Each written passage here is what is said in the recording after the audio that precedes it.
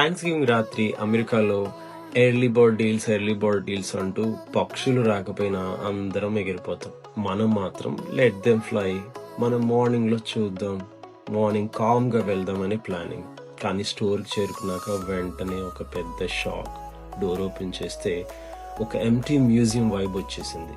ఎక్కడ చూసినా ఖాళీ ర్యాక్స్, హ్యాంగర్స్ మాత్రం మీరు చాలా లేట్ రా బ్రో అన్నట్టుగా వేలాడుతూ ఉన్నాయి. కిడ్స్ వచ్చేసి డాడీ డీల్స్ ఎక్కడ అన్నారు.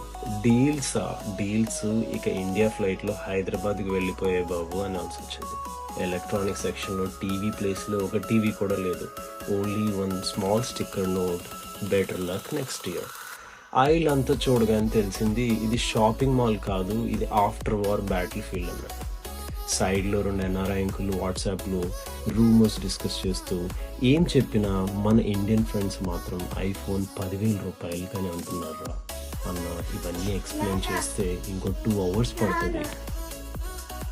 ఆ ఇద్దరు చెప్పింది విని కూడా స్టాఫ్ నవ్వుకున్నారు.